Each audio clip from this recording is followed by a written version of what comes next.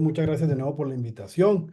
Bueno, publicación científica es un área muy apasionante para mí, en la cual he venido trabajando en los últimos 10 años, aparte de mi trabajo en investigación en pediatría, y por diversos roles que he tenido en esta área, pues creo que voy a resumirles algunos de los aspectos claves. La idea fue hablar en general de la publicación científica y cómo funciona. Y por supuesto van a haber cosas aquí básicas para los que ya tienen experiencia en publicación, habrán otras que de pronto son nuevas. Hay mucha información, entonces trataré de ir a los puntos más clave, más bien si hay algún tipo de pregunta o de área que quieran profundizar o cubrir, podemos mirar en la parte de preguntas. Como les dije, aquí resumo mi experiencia en varios ámbitos, como autor de muchos artículos de publicación, como revisor, que también fue como empecé a meterme en este mundo. Fui peer reviewer de muchos artículos internacionales y ya como editor, primero como editor asociado, como parte de algunos comités editoriales, como dijo Luz Helena, y como editor en jefe de la revista nueva del GIN, que es el Guideline International Network, del cual empezamos el año pasado. Entonces, ese es como el resumen. Mi experiencia ha sido como autor y como revisor más en el área metodológica, publicando temas metodológicos de investigación, en metodología, revisiones temáticas y guías y en investigación clínica en pediatría. Un punto importante para aclarar aquí es que mi experiencia en investigación cualitativa es poca. Pues he hecho como autor y como editor y como revisor, pero ¿y por qué lo digo? Porque la investigación cualitativa tiene unas particularidades en la publicación que de pronto no las abarcaré, precisamente porque no es el área en que más trabajo. Y defiendo mucho el modelo Open Access, que luego hablaremos un poquito al respecto. No tengo conflictos financieros específicos, no recibo ningún tipo de financiación de la industria. Nuestra revista es Open Access y tampoco tiene financiación de la industria, pero recibo unos honorarios de la Red Internacional de Guías por ser editor de la revista que mencioné. Voy a hablar un poquito sobre qué es la publicación científica y qué es una revista científica en una diapositiva, precisamente porque no tenemos mucho tiempo, cómo funciona el proceso editorial, el rol de los editores, la revisión par, unos tips para el tema de cómo lograr que ese artículo pase donde queremos, cómo funcionan las revistas y los modelos de revistas y journals y algunas cosas de autoría, que siempre es un tema interesante en cuanto a integridad de investigación. El research integrity es un punto importante en publicación científica que también lo quería tocar y unas conclusiones al final. La revista científica es una revista que, como todos sabemos, es una revista que publica ciencia, pero quería como resaltar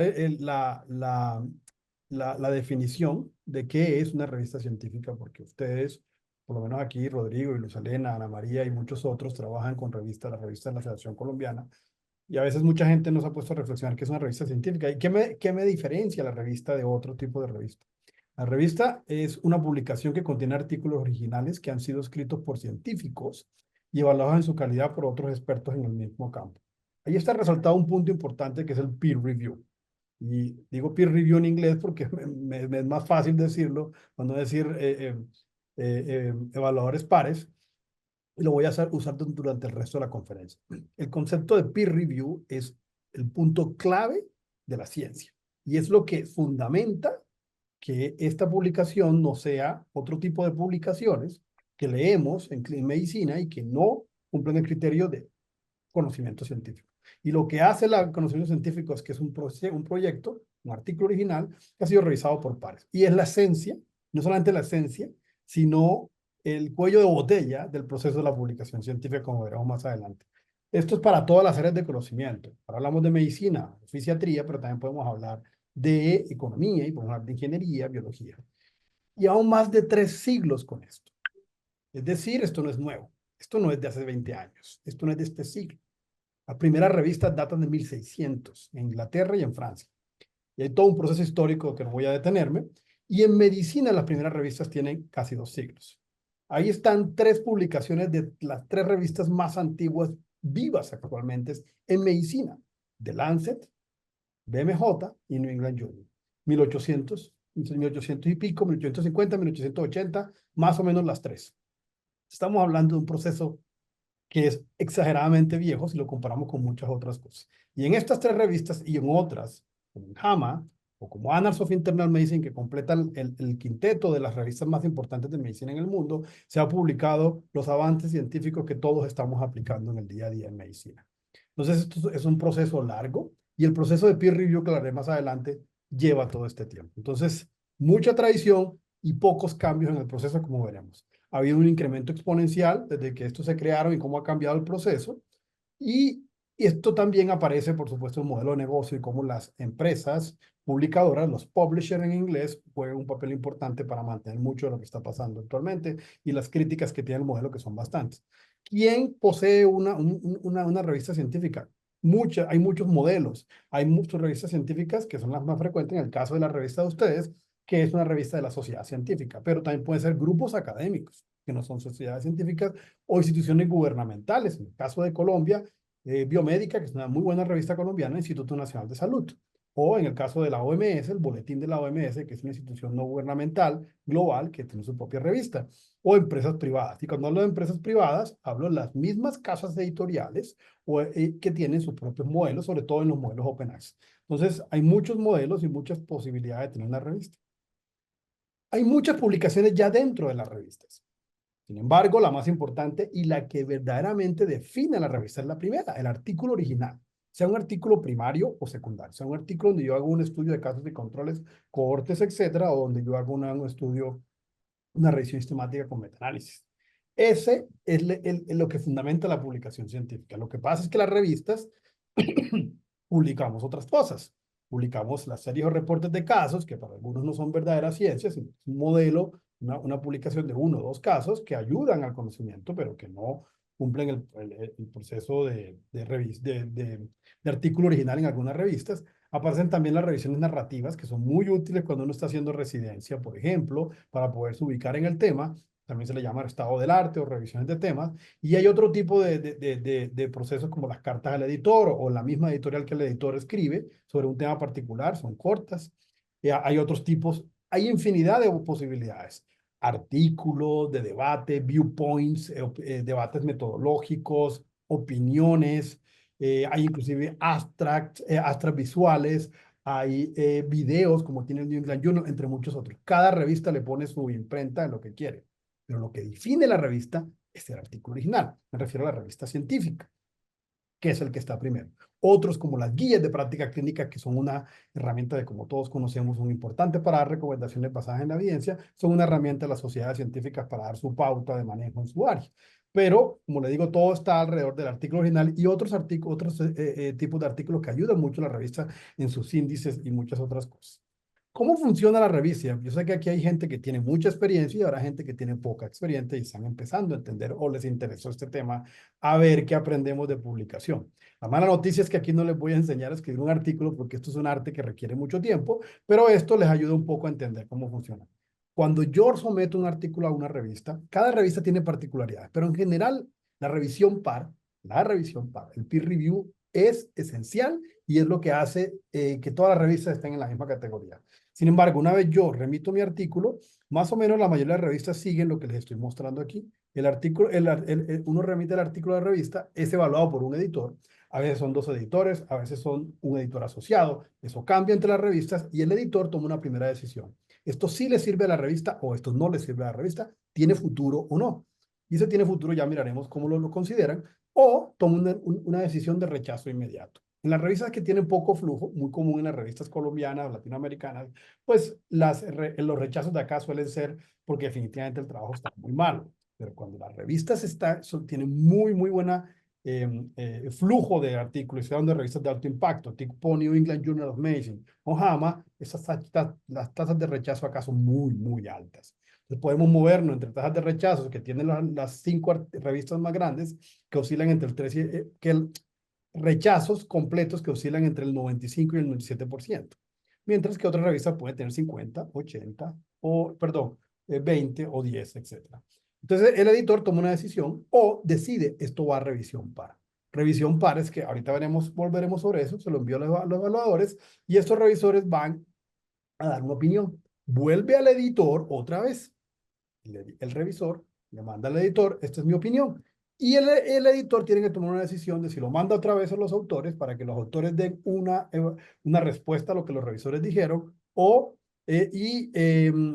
y lo que llama revision required, que quiere decir que necesita que el artículo se ajuste, y el autor somete nuevamente el artículo para que nuevamente entre en el ciclo hasta que podamos lograr satisfacción del editor y los revisores. En algunos de estos casos siempre puede haber rechazo, y si llega el momento en que ya todos estamos satisfechos, hay o un proceso de aceptación o definitivamente el artículo fue rechazado. Luego, cuando es aceptado, va a producción y de ahí va a publicación. Producción se le llama el proceso en el cual lo mandamos. Ya el tema de organización, lo que se llama en inglés el copy editing, que es evaluar gramaticalmente todo el tema de corrección y de estilo. Y luego un formato para las pautas de la revista para que esté bonito en PDF y se pueda organizar. Y por último, la publicación. ¿Qué hace el editor con todo esto? ¿Cómo tomamos estas decisiones? Seleccionamos los mejores artículos para peer review. ¿Por qué? La revisión par es un proceso, en casi todos los casos, gratis.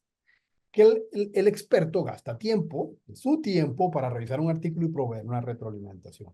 No queremos molestar al revisor par con cosas que sabemos que son muy malas. Entonces, dependiendo de la revista, uno dice, bueno, esto sí tiene futuro, se lo mando al revisor, si no, no se lo mando al revisor. El editor tiene que tomar la decisión final, luego de que viene del revisor, también planean las publicaciones, los números, somos las personas que decimos cuántos números voy a sacar, qué artículos sí, qué artículos no, cuál es el alcance de la revista, se comisionan revisiones, se invitan artículos, etcétera, y se determina el alcance del journal, es decir, qué entra y qué no, porque el alcance es importante, porque ahora es lo que determina al fin y al cabo qué es lo que se va a recibir o no se va a recibir. Cuando un editor recibe un manuscrito, lo evalúa a la luz del alcance. Nuevamente volvemos al tema del alcance. A veces los rechazos tienen que ver con el alcance y no con una mala ciencia o un artículo malo. Entonces hay que considerar que el alcance es una cosa, la otra es la claridad del idioma, que esté bien escrito, y la otra es que sea un verdadero trabajo científico que le está aportando a la ciencia, ¿cierto? Y si es nuevo o interesante. Esas son como las 4 grandes preguntas que prácticamente todo editor se tiene que hacer. ¿Esto encaja en mi alcance? Está bien escrito, es un verdadero trabajo científico, para el caso del artículo original, y es algo nuevo, porque yo también puedo tener algo bien escrito, con buenos métodos, pero no es nuevo. Entonces ya le toca al editor tomar la decisión si vale la pena esto. La revisión par. Este cómic resume cómo uno se entiende como autor, y ahora me pongo mi camiseta de autor, cómo veo yo mi artículo. Lo veo hermoso. Le he trabajado meses, años, y ahí está, una belleza, lo voy a mandar a la revista. Y este cómic lo que quiere mostrarle es cómo muchas veces nuestro revisor par nos ve el artículo, completamente diferente. Ese es una manera de mostrar cómo se siente uno como autor cuando el revisor le destroza a uno el artículo. Nos pasa a todos, me pasa a mí como autor también. El revisor par es aquella persona que le gasta tiempo, como ya se los dije, es mínimo en todas las revistas gastamos 2 revisores, mínimo 2. Hay revistas que nos gastamos más porque invitamos a más gente. Diferentes revisores pueden recomendar diferentes aspectos, algunos tienen un énfasis más clínico, otros un énfasis más metodológico o estadístico, y el que escoge quién debe revisarse es el editor o los editores. ¿Y se basa en qué? Depende. Las revistas más locales pueden tener conocidos y una base de datos muy local de expertos en ciertas áreas. Las revistas más internacionales nos toca, como es global, buscar con base en el récord de publicación. Entonces, ¿cómo escogemos revisores? Una persona que tiene un tema X, Y, Z, en este caso puede ser, por ejemplo, el dolor miofacial, voy a buscar en PubMed quiénes son las personas que han publicado en dolor miofacial, y con base en el récord y lo que han hecho, ahí se hace una invitación. Esa es la forma en que habitualmente se escoge. Cada revista puede armar su propia base de datos, y esa base de datos se va construyendo con el tiempo, y hay plataformas que nos ayudan en eso. Los revisores, ojo, para el que no lo sabe, no toman decisiones. Los revisores dan recomendaciones. Es el editor el único o la única que toma la decisión. El tiempo de revisión varía y cada revista tiene sus propias reglas. A nivel internacional tenemos una pauta muy importante que casi todas las revistas, la invitación por defecto cuando le llega a la persona es que usted tiene entre 2 a 4 semanas. 2 a 3 la mayoría, raramente menos de 2, raramente más de 3. Y el revisor, cuando acepta, le llega que usted tiene 2, 4 semanas y se le pone un plazo. Por supuesto, ese plazo se puede modificar, pero eso es como por defecto. La retroalimentación constructiva de los revisores nos ayuda a mejorar el artículo. La revisión par tiene muchos modelos. Y hay varios modelos, no sé cuál es el que aplican en la revista. El más común es el que aplica en muchas revistas, el que está en la mitad de acá abajo. Ni el revisor sabe quién estoy revisando, ni el autor sabe quién lo revisó. Pero también existe el de arriba, donde el revisor sabe a quién está revisando, pero el autor nunca sabe quién lo revisó. O el modelo abierto, que es el que está abajo a la derecha, es el que ambos saben quién. Yo sé quién me revisó y yo sé a quién estoy revisando. Entonces, la ciega, los revisores no conocen, esto creo que ya lo dije, doble ciega, ni los revisores ni los autores se conocen, y la revisión abierta es la de abajo, donde se conoce. Ahora, hay veces que se dan cuenta inmediatamente uno recibe el reporte o posterior, cuando ya se publica el artículo, se publica en un anexo en la revista cómo fue la revisión por si uno la quiere volver a revisar y a cualquier otra persona la puede revisar y puede ver las personas. También existe la opción de que el revisor diga yo no quiero que sepan que yo lo revisé. Y si el evaluador, el revisor nos dice así, nosotros mantenemos pues el anonimato en ese sentido. ¿Qué tenían en cuenta los revisores en general? La calidad, ya lo dije, que sea un buen trabajo científico, que sean adecuados los métodos, que sea riguroso el análisis, que tan adecuadas fueron las conclusiones, la claridad de la escritura y el idioma. Sea en español que escribamos también, porque a pesar de que sea nuestra lengua madre, el tema de la escritura también es un arte que se adquiere también con mucha experiencia y a veces el idioma no es claro lo que se está diciendo. Contribución, ya lo dije, que sea novedoso, que sea interesante, que aporte y también se puede comentar el revisor sobre el alcance de la revista. A veces el revisor también puede anotar cosas éticas que puede identificar problemas éticos en el artículo. Es importante que lean las normas de los autores. Si uno como autor está pensando ser lo más corto, y lo más conciso. En general, la mayoría de las revistas nos movemos entre 3.000, 4.500 palabras para un manuscrito. Hay excepciones, las guías de práctica final pueden ser más largas, las revisiones narrativas o estados del arte pueden ser más largas. Cada revista pone sus reglas, pero en general el artículo de 3.000, 4.000 es como lo que más se maneja. Bueno, que la introducción no la consideren como un tema de un marco teórico. Mucha gente que está adquiriendo experiencia considera que ese es el momento para escribir toda la revisión de tema. No lo es. La introducción debe ir al grano, debe decir qué es lo que se sabe y qué es lo que no se sabe. Y qué pretendieron llenar, cuál es la brecha en el conocimiento. Las interpretaciones, los resultados son para los resultados, no, los métodos no son para escribir resultados, ni la discusión son para escribir resultados. Entonces, los resultados es lo que se encontró. Los números y las tablas y las figuras. La discusión es para interpretar. No interpreto los resultados ni repito resultados en discusión. Hacer leer a otras personas le ayuda mucho a mejorar uno la reacción como autor. Citar referencias, ser muy claves. Ojo con el tema del plagio. A veces no citamos cosas. Resulta que lo que estoy haciendo sin citar por algo que alguien más dijo o publicó, estoy rayando en el plagio y eso es un problema de integridad de investigación. Otros tips rápidos, simplemente para que los tengan aquí de pronto en la grabación. Entre más artículos uno lee, más aprende a escribir. Escriban, ese es un punto importante. El otro, cuando estemos escribiendo, escriban y luego hagan la edición. No trata de hacer ese párrafo perfecto y a veces pierde la idea. Escriban y luego editen. Reciban retroalimentación de un colega, ya lo dije. Las figuras y las tablas, las leyendas también, que todo eso, qué bueno que alguien más fuera del grupo de autores se lo revise para ayudarles a darle cosas importantes. Piensen como revisores, ¿qué creen que me va a pedir el revisor? ¿Me pueden criticar? ¿Cuál es el punto más importante? En general, en investigación hemos estado más interesados en escribir con voz activa. Eso ha sido un problema cuando uno trata de trabajar con gente con menos experiencia o algunas revistas, sobre todo en español, donde se prefiere la voz pasiva. En inglés se prefiere la voz activa. ¿Qué quiere decir? El sujeto, ¿quién hace la acción? Es decir, es preferible, a grandes rasgos, nosotros hicimos un metaanálisis versus se hizo un metaanálisis. Esa discusión voz activa, voz pasiva es muy grande, pero en general en el mundo se prefiere la voz activa, es decir, en primera persona. Otra discusión que, por supuesto, para algunas personas, porque nos han enseñado a decir en tercera persona.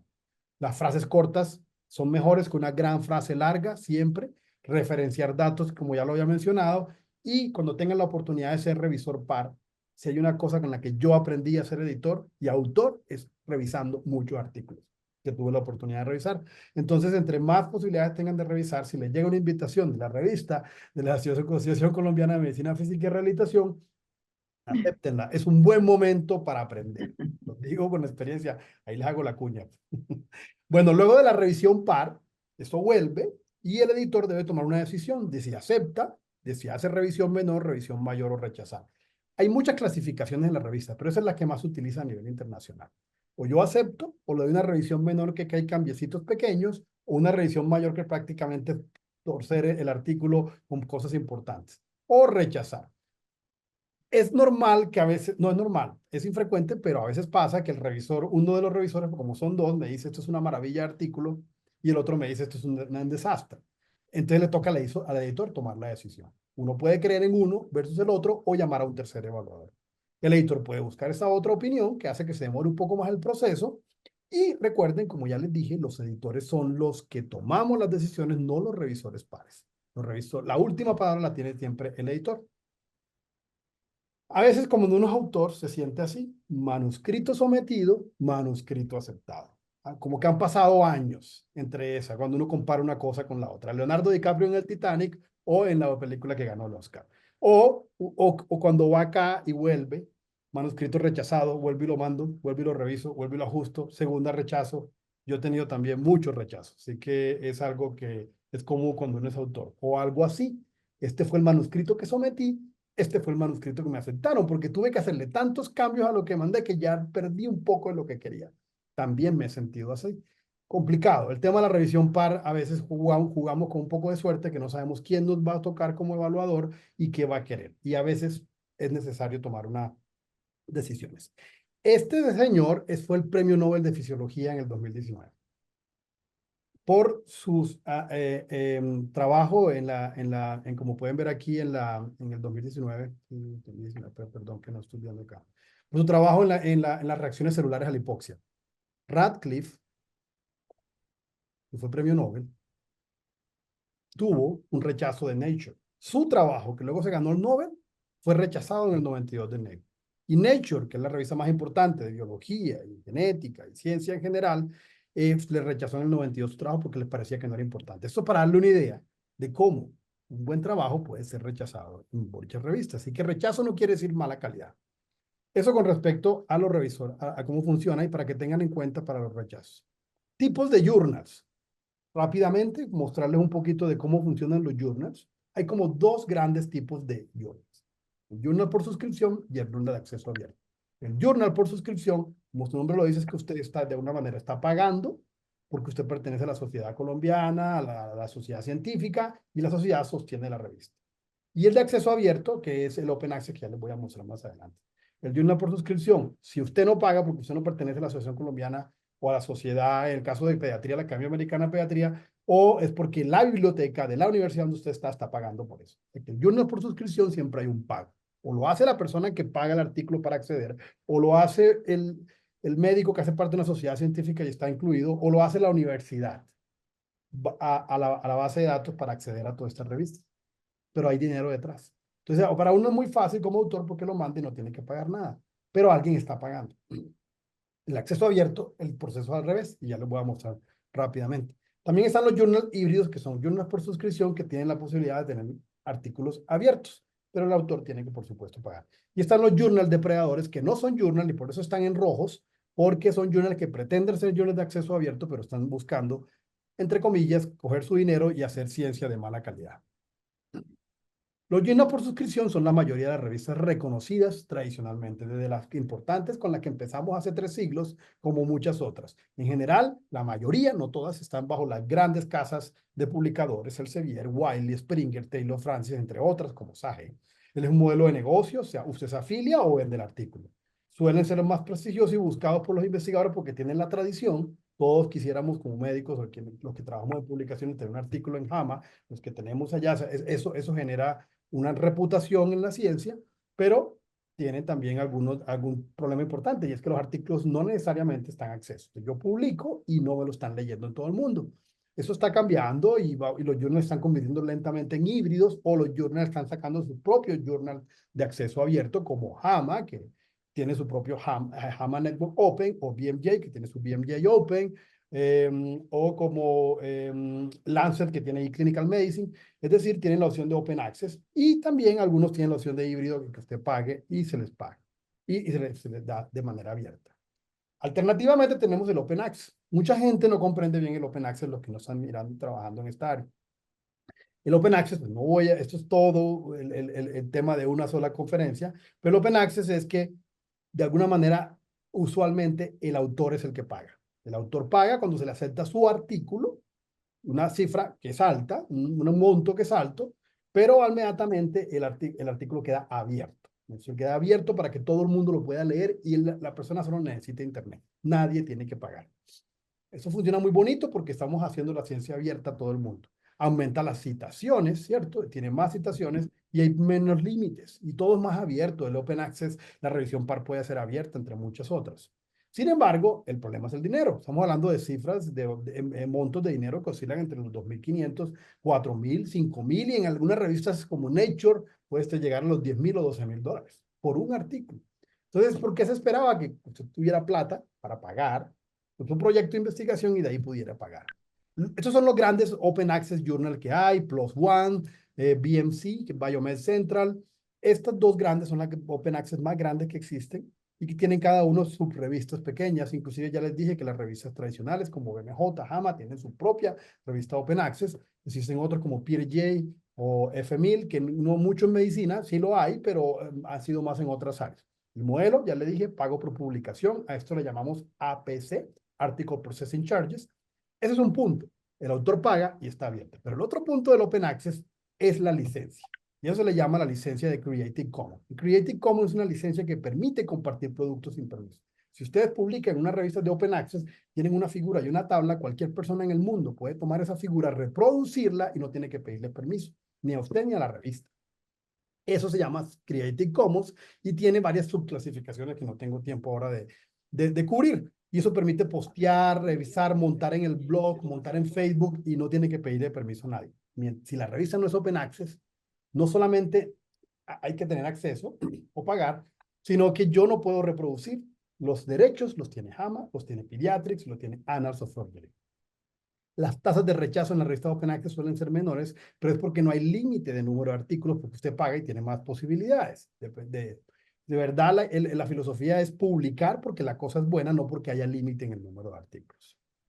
Y por último, existen los journals depredadores, que simplemente para decirle que es un journal que se denomina Open Access porque cobra, pero no sigue las reglas de la ciencia, no hace una buena revisión par, son journals fugaces, les llegan a ustedes, a mí me llegan invitaciones literalmente diariamente para someter a donde ellos, hacen un proceso rápido, son tarifas más bajas en comparación a los verdaderos Open Access y le prometen a usted una publicación, le promete.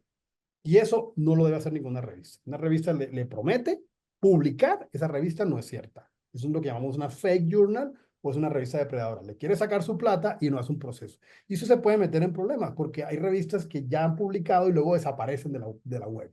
Mucho cuidado con las invitaciones, que estos journals no sean depredadores. No cumplen los requisitos establecidos para los journals científicos. Suelen ser fugaces. No hay interés en la ciencia, sino en el negocio. Los estándares metodológicos son pobres o nulos y es un problema serio en publicación científica mundial. El objetivo es que quieren abarcar con todos los países, pero en general los que más caemos somos los países en vía de desarrollo, donde tenemos menos nivel científico y los investigadores que apenas están aprendiendo a entender este proceso, les llega la invitación, quieren salir de su artículo, lo escriben rápido y les cobran $500 y dicen estoy feliz. En alguna ocasión me tocó ser revisor par para un programa de investigación en Colciencias hace varios años y apenas estaba empezando este problema y yo ya tenía identificado lo del tema del journal depredador y los autores de un programa al cual se le dio un monto importante de investigación en este país publicaron de los 5 artículos que se publicaron, 2 en revistas depredadoras. Esas revistas yo las identifiqué, les dije a mis ciencias, esto no es una revista verdadera. Incluso una de las revistas había desaparecido cuando se fue a hacer la revisión, ya no aparecía en la página web.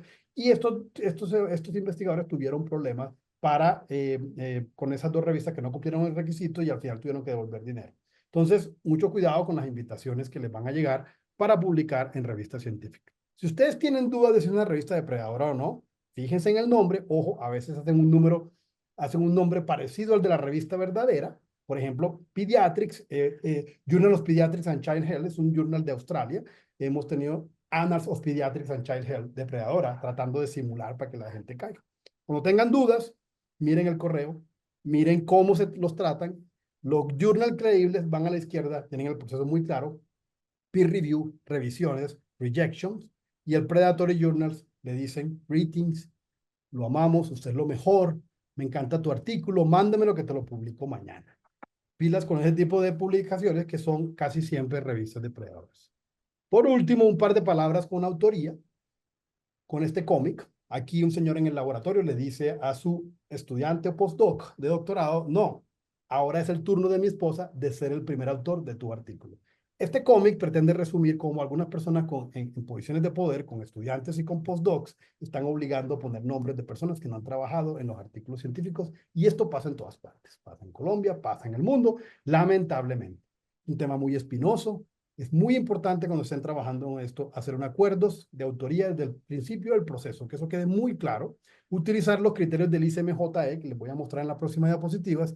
Dar contribuciones en el manuscrito es una cosa que ha ayudado. Por ejemplo, no solamente se dice estos son los 5 autores, sino que algunas revistas se solicita los créditos y que diga quién trabajó en cada fase.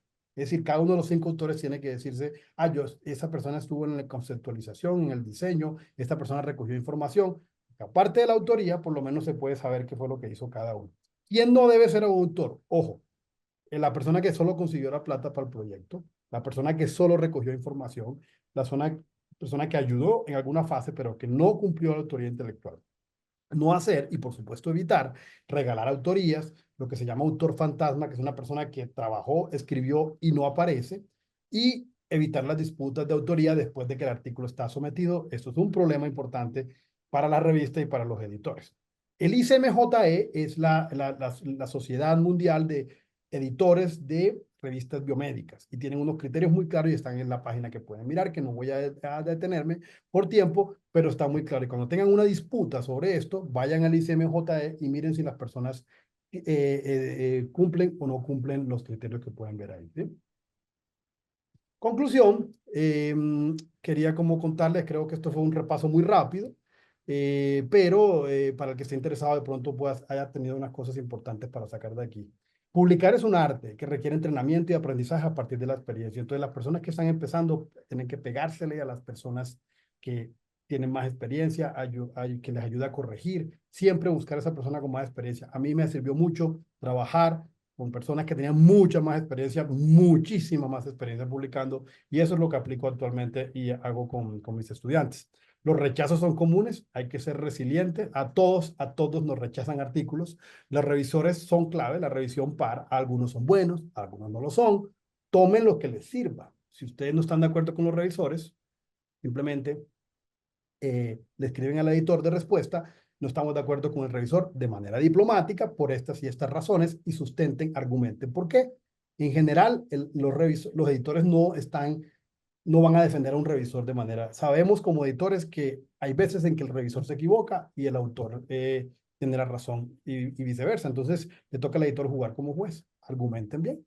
Definan la autoría con anticipación, con base en méritos. Escriban, luego editen. También lo había dicho previamente. Soliciten escritura por un externo lo máximo posible. Eso les ayuda mucho a mejorar su artículo. Y evalúenlo con detalle los journals, con las invitaciones que les llegan. Eviten los journals depredadores al máximo posible, porque están llegando demasiado continuo. En la medida que ustedes pongan sus publicaciones, sus nombres y sus correos aparecen en bases de datos, para los que tienen poca experiencia no les ha llegado, les va a llegar y van a empezar a tener este tipo de invitaciones.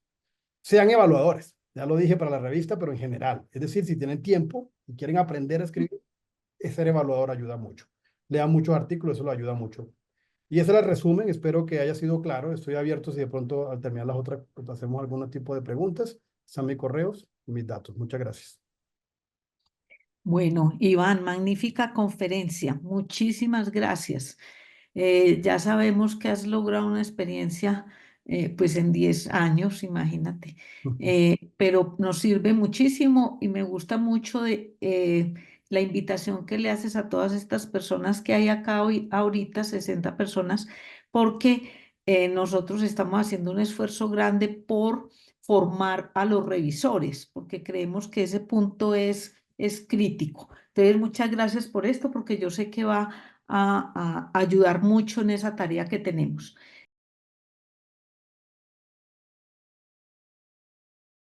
Bueno, buenas noches, muchas gracias por la invitación primero.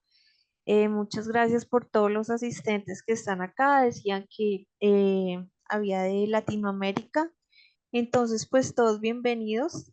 Soy representante de la Biblioteca Virtual de Salud en Colombia, pero pues estoy hablando en nombre de toda la metodología en la región de América Latina y el Caribe.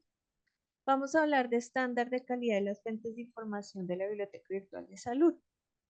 Pero primero les quiero contar qué es la Biblioteca Virtual de Salud, ponerlos en contexto y por qué los invitamos a ser parte de este modelo.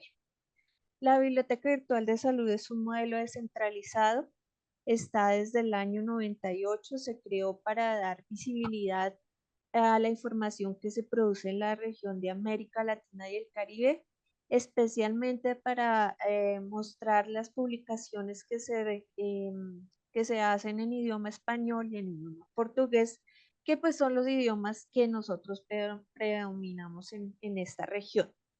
En este momento ya no son 25 años, son 26 años. Contamos con más de 60 instancias BBS, que quiere decir que hay más de 60 portales, bibliotecas virtuales de salud. Cuando yo les digo al inicio que está descentralizada, quiere decir que cada país de América Latina y el Caribe tiene una biblioteca virtual de salud.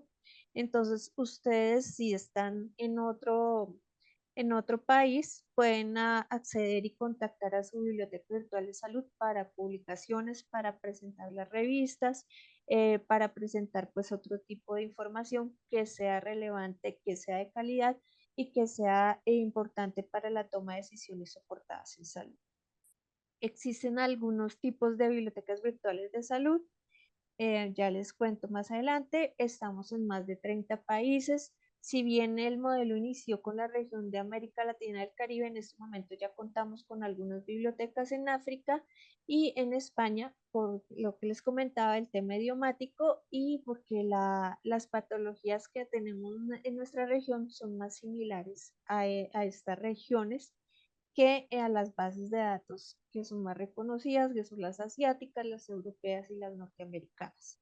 Entonces es importante encontrar esa diferencia porque nosotros hacemos este apoyo a la información que se produce en la región.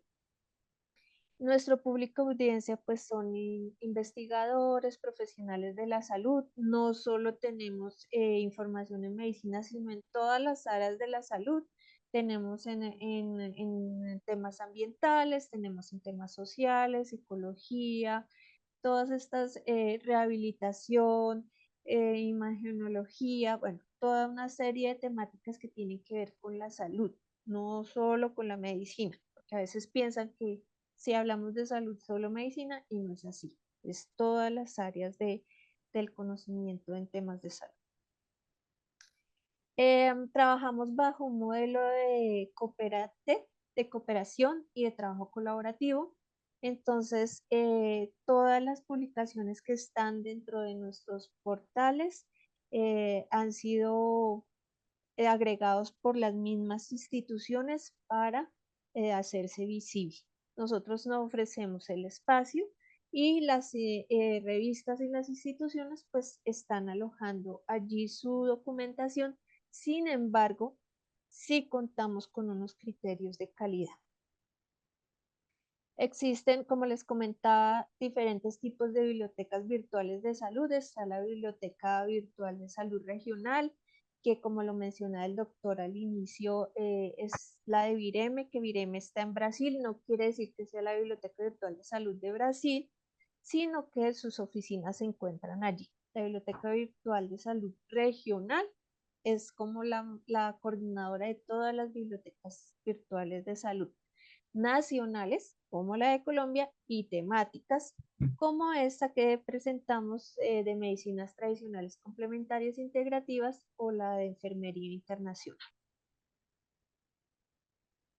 La biblioteca virtual de salud pues cuenta con una garantía de información científica, su compromiso con la calidad y la confiabilidad es un sello distintivo que hace que nuestra información esté avalada, validada y con todos los criterios de calidad que nosotros divulgamos y solicitamos. Entonces, en esto sí tenemos que hablar de caracteres de ética, de transparencia, de responsabilidad, todo con el propósito de apoyar la toma de decisión informada.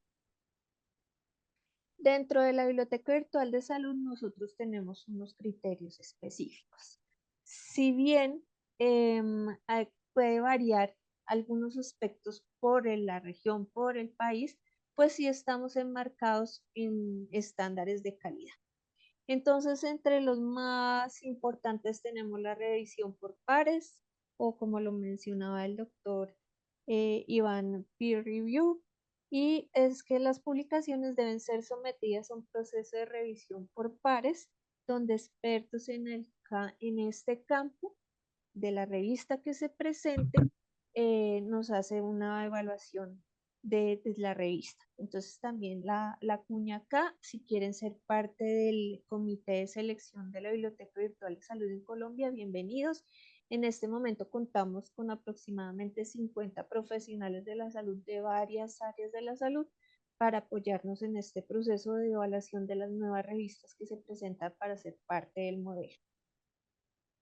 Actualización y vigencia, pues presentar revistas que estén actualizadas, que tengan periodicidad, que su información esté vigente y sobre todo que si hacemos el compromiso de presentar la revista, de pasar por todo un proceso de evaluación, de capacitación, de formación, pues tengamos la responsabilidad de mantenerla actualizada en nuestra base de datos.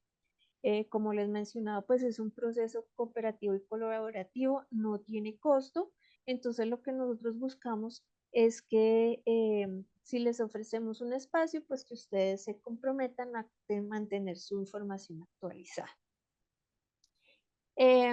Ética en la publicación, pues se debe respetar la ética, incluyendo el respeto por los derechos de autor, evitar el plagio y asegurar que siempre haya un tema de conflicto de intereses allí no divulgado, entonces que seamos muy conscientes y consecuentes con esta información. Calidad editorial, que la información que nosotros presentemos y lo que nosotros le estemos mostrando a nuestros usuarios, pues cuente con unos criterios de calidad. Lo mismo a los autores que van a publicar dentro de nuestra revista. Impacto científico, que la información que nosotros tengamos dentro de las revistas, pues debe abarcar una amplia gama de temas relevantes para la toma de decisiones soportadas y que aborde diversas áreas del conocimiento. Transparencia de la financiación, pues en esto sí, claramente evitar el sesgo de investigación. Estos estándares son fundamentales para asegurar que las publicaciones que nosotros agregamos en la Biblioteca Virtual de Salud sean confiables, relevantes y útiles para el público en general. Como somos un proyecto de la Organización Panamericana de la Salud y la Organización Mundial de la Salud, somos un bien público. Entonces, todas las personas tienen acceso a esta información. Es por ello que debemos ser muy transparentes y como lo dicen coloquialmente, muy calidosos en lo que vamos a presentar. Tenemos nuestra base de datos más reconocida. Gratamente la revista ingresó el año pasado, antepasado, a nuestra base de datos LILACS. La base de datos LILACS inició como un índice porque tiene pues ya 40 años, inició en los años 80 como ese lugar donde se colocaba el contenido de la revista y se entregaba, se enviaba a los países, ellos lo compraban en libros, después cuando apareció el CD en CD, y lo que hacían los investigadores que necesitaban un documento era solicitarlo vía fax, vía correo certificado.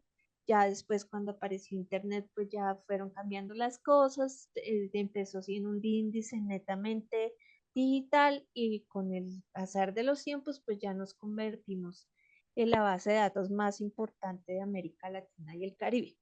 Para este momento, ya desde el año 2020 más o menos hacia acá, ya es 100% una base de datos. Cuando les digo esto es porque a veces hacen búsquedas dentro del ILAX y dicen, no, pero es que no está el texto completo, pero este artículo es del año 95. no lo van a encontrar porque pues hay algunas revistas que han hecho la tarea de actualizar su información, hay otras que no. Entonces, desde el año 2020 para acá sí estamos 100% texto completo.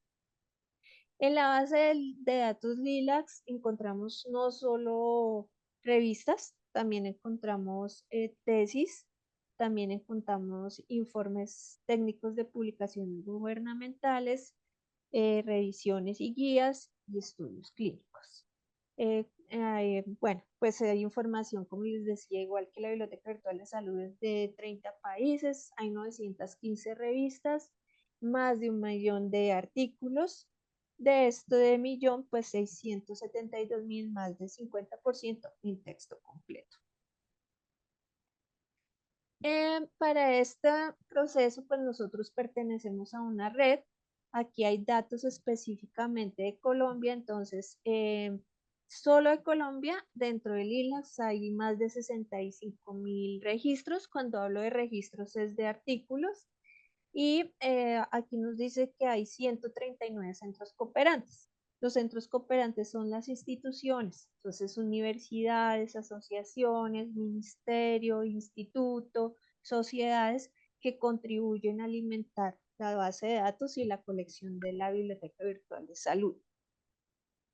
En este momento tenemos 128 revistas solo de Colombia, es decir, que de las 950 revistas que hay en toda la región de América Latina y el Caribe, 128 son de Colombia, que es uno de los países que más revistas tiene en la base de datos. Adicionalmente, en nuestra red PBS contamos con otras herramientas. Por ejemplo, la base de datos nacional CONNAL, que es exclusiva para la información publicada en Colombia. Esta base de datos se construyó para agregar aquella información que es importante pero que no hace parte de una revista o no cumple con los criterios de calidad que exige la base de datos LILACS, pero que sí apoya a los investigadores y a la toma de decisiones, a democratizar la información, acceder libremente a la información en salud. Entonces esta base de datos nos ayuda a encontrar información del país. Están más que todo allí boletines, por ejemplo los boletines del Instituto Nacional de Salud los pueden encontrar allí, y algunos otros informes de Secretarías de Salud, del Ministerio de Salud, allí lo pueden encontrar. Otra herramienta que tenemos se llama iBlueInfo, que es una aplicación. Si quieren la pueden descargar gratis. Allí encuentran guías y fue creada para guías clínicas por el tema de acceso y de consultar rápidamente esta información. El Campus Virtual de Salud Pública, que gratamente hace como un mes, ahora lo manejamos en Colombia en la UDEA. Entonces, pues es una buena también vitrina para mostrar los cursos que a veces realizan en las instituciones dentro del campus virtual de salud pública, o acceder también a los cursos que ellos ofrecen. Hay cursos especiales para país, entonces por eso lo traigo dentro de la red PBS. El repositorio IRIS, que es el repositorio de la Organización Panamericana de la Salud, allí también hay información importante y relevante para la salud. Dentro de la metodología de la Biblioteca Virtual de Salud para cumplir con criterios de calidad y con este tema de relevancia y de acompañamiento, está la capacitación de editores. Entonces, ustedes pueden hacer parte de este proyecto. Se dicta en este año, se están dictando solo una clase cada 2 meses más o menos, por temas de tiempo, porque ya pues se está volviendo muy, muy repetido tantas capacitaciones. Entonces lo que hizo Vireme fue hacer más o menos una vez cada 2 meses un taller sobre temáticas de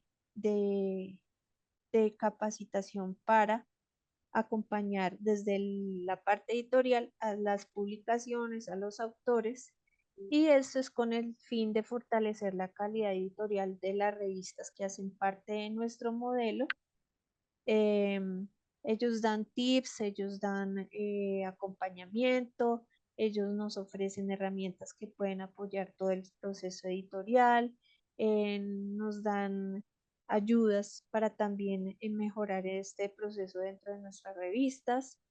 Dictan también capacitaciones para promover la ética en las publicaciones y aumentar la visibilidad regional, que es lo que básicamente está dentro de la misión de las bibliotecas virtuales de salud, pues ser ese espacio de visibilidad para las publicaciones científicas de América Latina y el Caribe, porque el hecho de que estemos en esta región no quiere decir que no seamos buenos investigadores o buenos escritores, sino que necesitamos mostrar lo que estamos haciendo. Recomendaciones, pues tener en cuenta que el estándar de calidad de la Biblioteca Virtual de Salud es un esfuerzo valioso para garantizar la confiabilidad de la información. Como se los mencioné, no es un espacio que se creó hace poco, esto es un esfuerzo de varios años. Nuestro líder, que es Vireme, tiene más de 50 años en la gestión del conocimiento, el acceso a la información. De hecho, Vireme se creó como la Biblioteca Regional de Medicina, ya se ha transformado en el Centro de Información de Ciencias de la Salud de América Latina y el Caribe por todos los avances que hay. Ahorita estamos apostando ya a la inteligencia artificial, pero todo con estándares de calidad, todo enfocado a ofrecer a nuestros usuarios, a nuestros investigadores, a nuestros productores de información, un sitio confiable. Se recomienda también continuar trabajando en la promoción y la implementación de este estándar, así como en la búsqueda de soluciones para desafíos existentes. Si bien hay un grupo dentro de Vireme que tiene el proceso de actualización de estándares de calidad, ellos invitan a toda la red de la BBS a ser parte de la revisión de estos procesos. Entonces, si de pronto les llega la invitación, es importante que hagan parte de estos ejercicios para que también Vireme reconozca qué necesitamos nosotros, qué necesitan ustedes y cómo se puede trabajar en pro de garantizar un buen ejercicio. La Biblioteca Virtual de Salud, a través de su compromiso con la calidad y la confiabilidad y sus iniciativas de capacitación para editores, juega un papel fundamental en la construcción de un futuro con información científica de calidad para América Latina y el Caribe.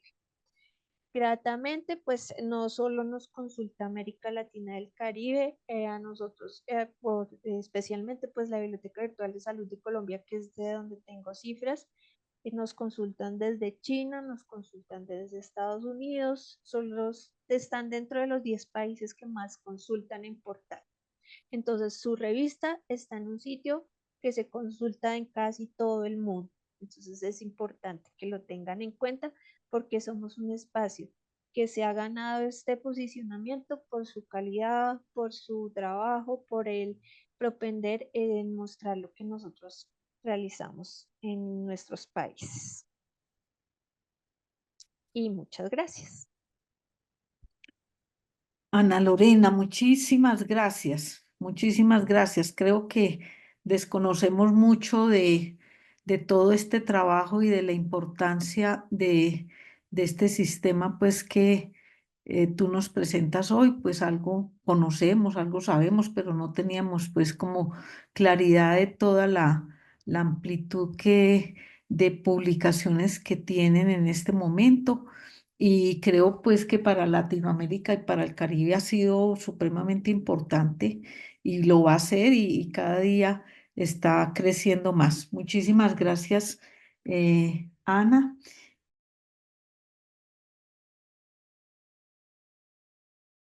Muchas gracias, Gracias por profe. aceptar. Muchas gracias a la revista y a la Asociación Colombiana de Medicina Física y Rehabilitación por esta invitación. Agradezco pues a los participantes también que están conectados a esta hora y que están pues dando tiempo de su noche. Y también pues felicito a los otros conferencistas por las conferencias tan importantes. Entonces, yo vengo a hablarles un poco de esto de retos de la investigación en nuestro campo de la medicina física y rehabilitación. Para esta conferencia, yo me basé en este artículo que salió publicado en el 2018, que fue como una actualización, digamos, que se hizo del Libro Blanco de la Rehabilitación en Europa y que habla específicamente de la investigación en la medicina física y la rehabilitación con algunos retos y desafíos. Y yo adicionalmente, pues vengo a proponerles también como algunas soluciones para esos desafíos que tenemos en la investigación en nuestro campo. Bueno.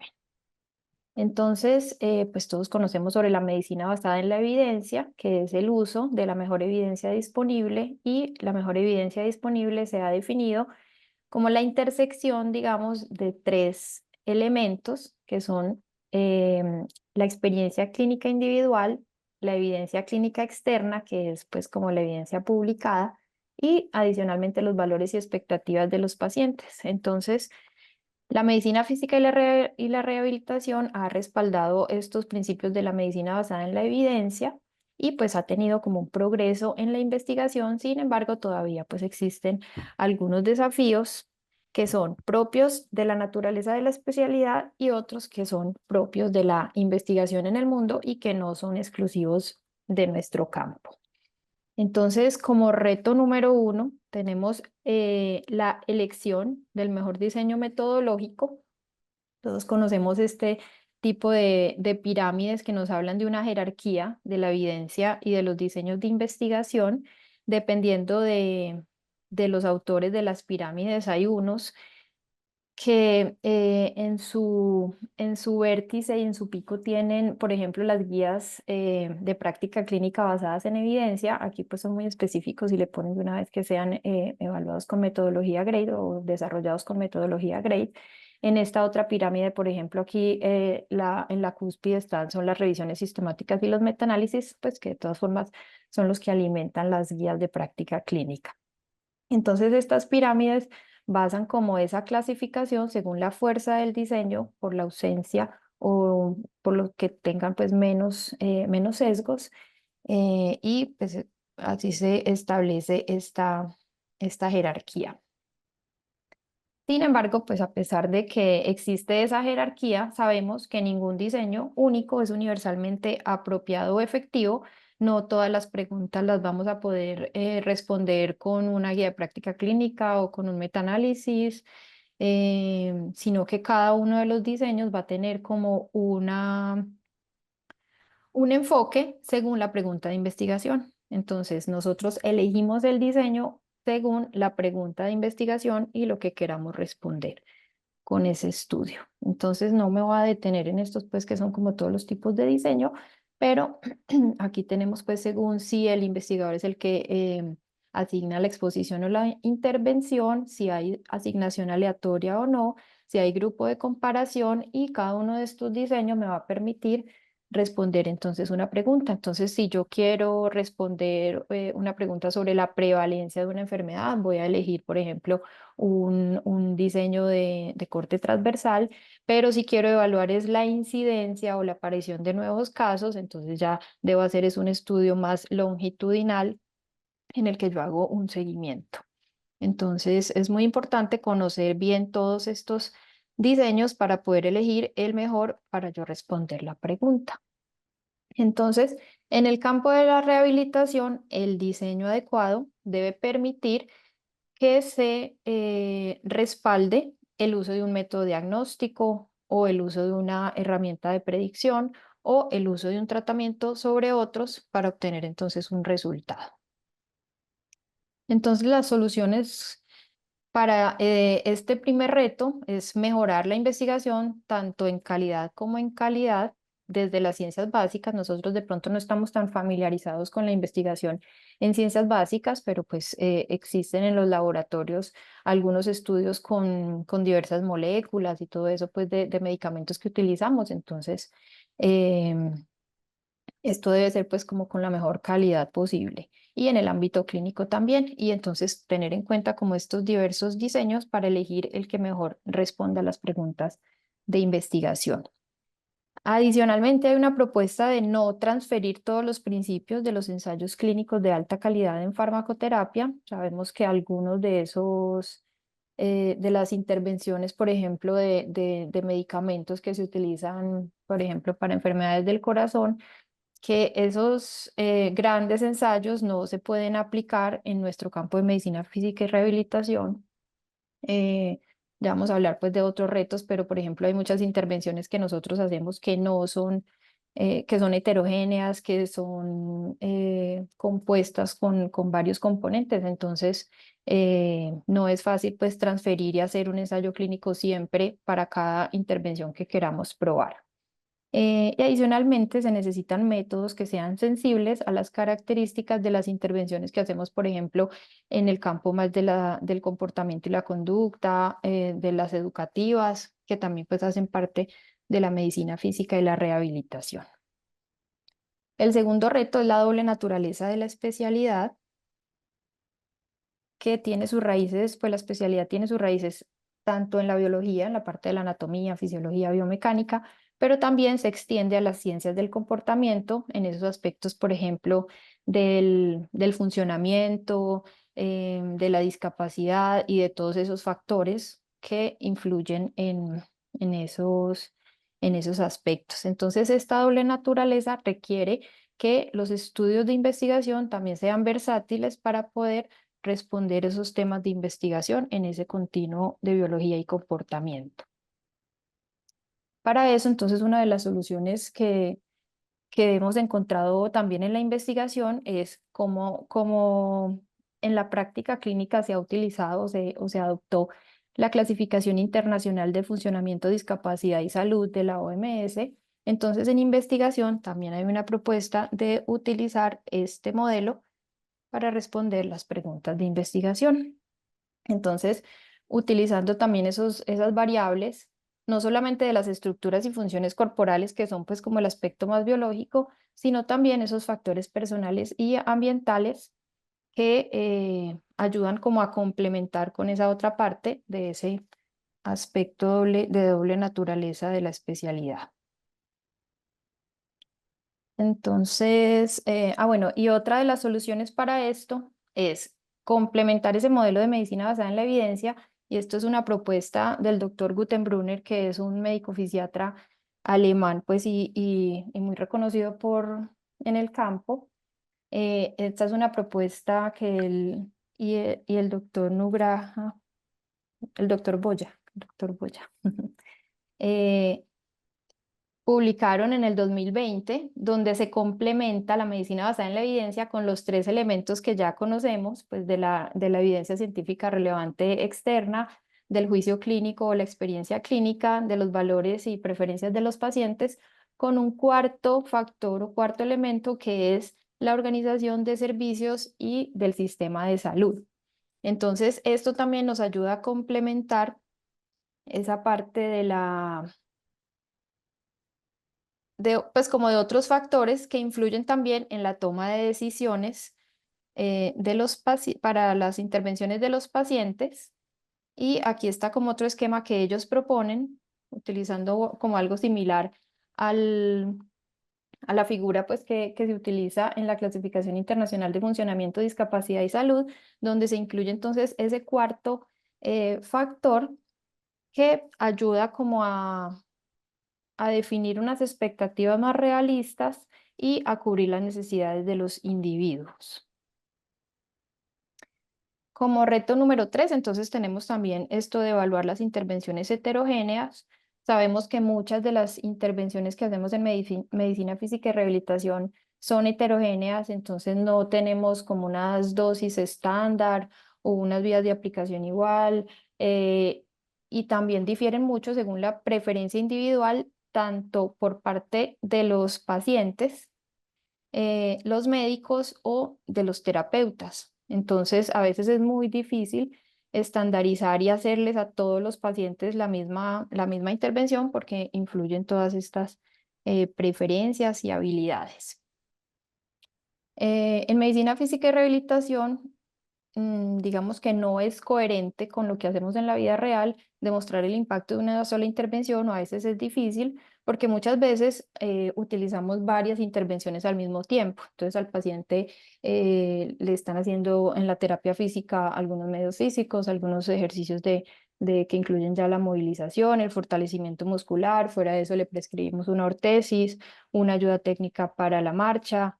Entonces hacemos como muchas cosas al mismo tiempo y es muy difícil entonces probar qué efecto o qué efectividad tienen esas intervenciones de manera individual, eh, por esta interacción pues que hay entre las intervenciones.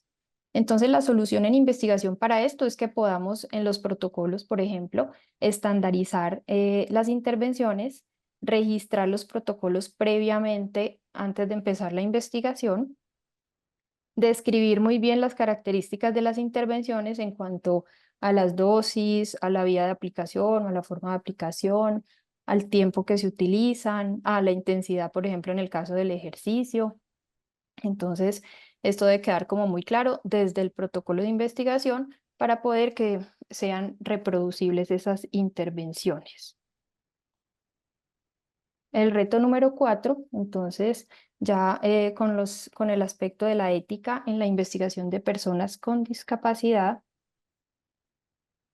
Entonces, pues las personas con discapacidad también tienen derecho al acceso equitativo de la medicina, a la rehabilitación y a la calidad de vida en la sociedad, y esto incluye que sean también participantes de investigaciones que sean justas y seguras y que permitan ayudar a comprender ciertas condiciones que son importantes para la toma de decisiones. Entonces, para esto, los comités de ética tienen gran responsabilidad para mantener a las personas seguras, pero muchas veces las personas del comité de ética pueden no saber mucho sobre discapacidad. Entonces, es muy importante también en los protocolos de investigación, en los proyectos que enviemos, donde se solicita el aval del comité de ética, que queden muy claro cuáles son los métodos que vamos a utilizar, porque a veces los investigadores no describimos bien cuáles son los métodos o utilizamos métodos que son como diferentes a los, a los habitualmente utilizados. Eh, entonces, una solución, en este momento existen recursos propios creados por y para las personas con discapacidad, por ejemplo, los de esta Asociación Internacional para el Estudio Científico de las Discapacidades Intelectuales y del Desarrollo. Ellos tienen entonces como sus propias, digamos, recomendaciones a la hora de crear o de utilizar entonces esas normas, entonces para que las tengamos en cuenta para consultar esto también. Y adicionalmente, pues lo que les decía, que los métodos deben explicarse con claridad en el protocolo para poder que los comités de ética, cuando se solicita el aval, puedan confiar pues que esos métodos van a ser seguros. Lo mismo en el protocolo, deben estar bien descritos cómo se van a cumplir los 4 principios de la bioética, de autonomía, no maleficencia, beneficencia y justicia, y esto debe quedar también explícito en el protocolo. Otra de las soluciones para esta parte de la ética en las personas con discapacidad es que los fisiatras o los que estamos desarrollando las investigaciones en rehabilitación tengamos un entendimiento de los elementos de las buenas prácticas clínicas para prevenir esa mala conducta científica. Entonces, conocer bien cuáles son esos métodos de investigación, los elementos de redacción, pues que ya el doctor Iván nos explicó muy bien, todos esos niveles de evidencia científica, cuáles son esas normas de divulgación, y tengamos muy claro como todo esto, que para esto pues hay muchos cursos que se pueden realizar de manera virtual. El reto número 5, entonces, sobre la formación en medicina basada en la evidencia. Los médicos que son académicos y que trabajamos pues también vinculados a instituciones académicas, tenemos 3 funciones primordiales, que son brindar la mejor atención médica a los pacientes, capacitar a los residentes o a los estudiantes y realizar investigaciones. pero muchas veces esto parece alinearse así como en ese orden de importancia, en el orden decreciente, y dejamos las investigaciones pues como que relegamos esa parte de realizar las investigaciones, o no nos interesamos o no nos preocupamos tanto por esa función. Entonces los médicos necesitamos tener una buena formación en medicina basada en la evidencia, no solamente para comprender y utilizar la evidencia, sino también para mostrar lo que estamos haciendo, lo que nos funciona a nosotros. Entonces es importante para eso, pues, que sean métodos reproducibles y que publiquemos entonces los resultados para que las otras personas sepan también qué estamos haciendo. Hay muchos médicos jóvenes que tienen poca o ninguna formación en metodologías de la investigación, y solo una minoría de los estudiantes muchas veces está expuesta a proyectos reales de investigación durante sus estudios. A veces simplemente se toma como un requisito para conseguir el título, pero no hay mucho interés pues como en desarrollar una buena investigación. En algunos programas, el único contacto con la investigación es a través de clubes de revista. Por ejemplo, en este estudio que salió publicado este año en Canadá, que es la cuna de la medicina basada en la evidencia, hicieron unas encuestas en 11 programas de medicina física y rehabilitación específicamente, y encontraron que en promedio se impartieron solamente 13 horas al año de educación presencial en medicina basada en la evidencia. Entonces, miren que si esto es en Canadá, en la cuna de la investigación, pues imagínense ya en otros países con muchos menos recursos y todo eso. Ahí encontraron entonces que en los programas como el acceso, digamos, a esta formación en medicina basada en la evidencia se hizo a través de los clubes de revista, como parte de la educación clínica, o en ya como conferencias o sesiones tutoriales, en cursos didácticos. Entonces esta fue como la distribución que ellos encontraron. Adicionalmente, encontraron entonces que las principales barreras aquí, aunque hay varios en color azul, ay, perdón. El color azul como más oscuro es el que muestra las barreras como más importantes o significativas, y estas dos pues llaman mucho la atención: la falta de interés de los profesores y la falta de tiempo disponible. Entonces miren que en los países también desarrollados pues vemos estas barreras. Hay que buscar la forma, pues nosotros como colegas senior o como profesores, entonces los que estamos vinculados a instituciones académicas, sacar pues como el tiempo y mostrar más interés en esta formación. Entonces aquí la solución es que los docentes y colegas pues tengamos como podamos ofrecer una mayor posibilidad de los estudiantes y de los residentes de participar en proyectos de investigación, no solamente como recolectores de datos, sino también en su análisis, en la publicación, y que podamos hacer como ese acompañamiento a los estudiantes.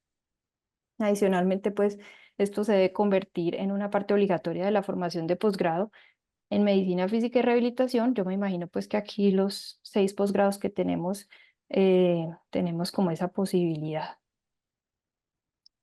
Y por último, entonces, el reto número 6, que es la baja representación de la medicina física y la rehabilitación. Entonces, aunque el número de investigadores pues es relativamente pequeño, pero está creciendo. Además que no solamente se da por los médicos fisiatras, sino que nosotros tenemos las contribuciones de otras especialidades afines a la rehabilitación, los terapeutas físicos, ocupacionales, fonoaudiólogos, bueno, que ya todos conocemos. Otra de las barreras en este sentido es que la financiación es escasa y que no se puede comparar como con los grandes ensayos farmacéuticos, por ejemplo, en el ámbito de la cardiología. Con esto de la baja representación de la medicina física y la rehabilitación, entonces también ha pasado que por no tener ensayos clínicos de alta calidad que se puedan incluir en un metaanálisis, entonces hay muchos tratamientos específicos que usamos y que no tienen un mayor grado de evidencia. Entonces, eso ha llevado a que haya un reconocimiento deficiente por parte de los médicos y de los investigadores de la comunidad científica. Y esto ha llevado también a una representación insuficiente de los libros de texto y de las revistas. Entonces, como una de las soluciones, pues desde hace muchos años se propuso o empezó a existir este grupo de Cochrane Rehabilitación. En este momento ya, eh, digamos que hubo una reestructuración de Cochrane, donde ya no es solamente un grupo, sino una de las de las cinco, sí, de las 5 unidades temáticas que quedaron en la nueva reestructuración de Cochrane. Entonces ya es el grupo de discapacidad, Funcionamiento y discapacidad. funcionamiento y rehabilitación. Sí. Entonces ya es una unidad mucho más grande que sigue actuando como un puente entre Cochrane, que sabemos pues que es una institución internacional que vela por la divulgación científica con métodos pues rigurosos, y ya pues el puente con los actores involucrados en el campo de la rehabilitación. Entonces estos son como los objetivos, tiene como objetivo garantizar que todos los profesionales de rehabilitación puedan aplicar la medicina basada en la evidencia, que los tomadores de decisiones puedan tomar esas decisiones con la evidencia más apropiada en ese campo específico, y mejorar también los métodos para la síntesis de evidencia.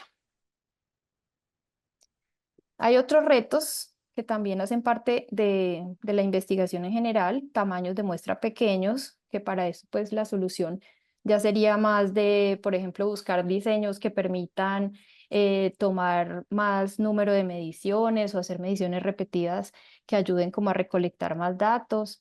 La falta de cegamiento en los ensayos clínicos por el tipo de intervenciones que hacemos, entonces a veces no podemos cegar el uso de una prótesis, de una ortesis o de otro aparato ortopédico. Entonces eso hace que esa falta de cegamiento pues también disminuya de pronto la calidad de la investigación, porque puede introducir sesgos a la hora de recoger esos datos.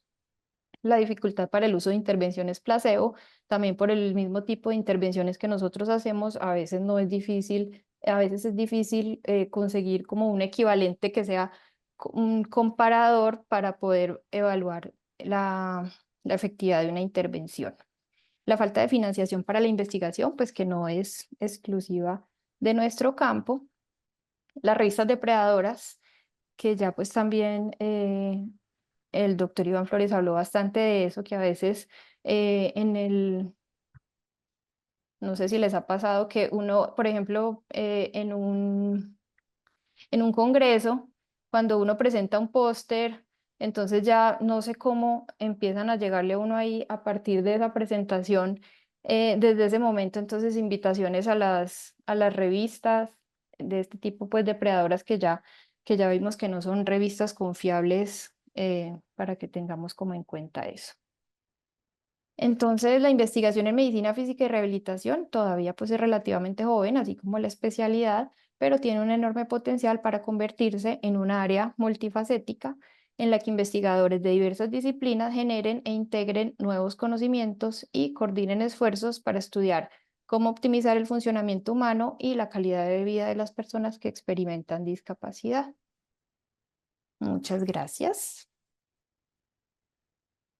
Ana, muchas gracias por esta conferencia tan buena y tan cercana pues a todos los que trabajamos en el área de la rehabilitación. Muchísimas gracias. Queremos abrir este momento. Rodrigo está aquí conmigo pues para poder dar la palabra a quienes tengan preguntas para los tres conferencistas que están aún con nosotros acá. Entonces abrimos pues los micrófonos para quien quiera hacer preguntas. Pueden levantar la mano. Pregunta inicial, como para abrir el debate. Es que a lo largo de de la publicación de la revista hemos renunciado a muchas cosas. Una que fue muy importante fue renunciar al papel, ¿no? Ya ahora todas las revistas están es en digital, y eso ha sido muy importante, como nos acaba de decir Ana Lorena, con respecto a las revistas antiguas que no se pueden todavía acceder al texto completo. Ahora viene otra renuncia que se plantea y que tiene que ver, pues, a ver, que es dejar el idioma español y pasarse a inglés, ¿no? Ahora hay como una moda, incluso en Francia, gran parte de las revistas no se están publicando en francés, sino se están publicando en inglés. Pero resulta que nosotros, como somos de acceso abierto, pues tenemos XML y la inteligencia artificial está haciendo traducciones muy buenas. Entonces, mi pregunta es, ¿qué tanto se justifica? Además, porque nosotros necesitamos ser citados, ¿sí? Que es una cosa que es muy importante y darle difusión. Y el inglés es como el idioma, es el latín, digamos, de ahora. Eh, ¿Vale la pena pasarse a inglés o se le exige a los autores que presenten el artículo en inglés? Pero eso también sería un problema para los pares. O sea, ¿cómo abordar ese tema en una revista que es del sur global, digámoslo así, y que también tiene que ser oída en muchos otros países y que el aporte es más que evidente? Esa es mi pregunta. A ver, ¿cuál se anima de los... Esta pregunta es muy difícil porque pues, es una decisión de ustedes, ¿cierto? Yo fui editor en jefe de la revista de pediatría 2 años y pues fue hace rato y todavía no estábamos como maduros para pensar en inglés. Creo que la revista de pediatría todavía no lo está, pero pues yo ahora trabajo con una revista en inglés y por supuesto tengo un sesgo hacia el inglés, tanto como autor como editor. Sin embargo, creo que las revistas colombianas deben progresar en inglés. Esa es mi posición. Tienen como varias opciones. Una opción que tienen algunas revistas muy buenas, tipo Colombia Médica, la revista colombiana de anestesiología, han hecho un switch hasta la publicación en inglés, pero requiere recursos. Por ejemplo, se le permitir a los autores someter en las dos idiomas. Entonces, el que someta en inglés, pues el editor tiene ya un reto de conseguir evaluadores en inglés y dar respuesta en inglés. Y el que someta en español, se le puede hacer en español y si el artículo es aceptado, algunas revistas ya tienen introducido la posibilidad de traducirlo y el artículo final sale en los dos idiomas. Y eso lo tienen algunas revistas colombianas. Yo creo que pueden migrar primero como a ese paso. Lo que pasa es que a eso va a requerir mucho tiempo y dedicación y recursos, ¿cierto? Para pagar las traducciones, que es una carga extra. Pero eso les va a traer diseminación, creo que les ayuda en el tema de indexación a futuro y por supuesto que les ayuda en citaciones. Así que creo que puede ser algo que deben evaluar y considerar a mediano plazo. O porque convertir al inglés completamente me parece un paso extremo y creo que probablemente no estén preparados, pero creo que esa opción de hacerlo con publicación doble y dependiendo de lo que el autor considere, pueda considerarlo. Entonces creo que hay ejemplos en Colombia que lo están haciendo. Cardiología. ¿Alguien quiere dar otra opinión? Pues ¿Algo? desde el Ana. modelo Biblioteca Virtual de Salud, pues efectivamente nosotros sí defendemos el idioma. Sin embargo, sí le solicitamos que estén por lo menos en español y en inglés el título, el abstract, las palabras clave.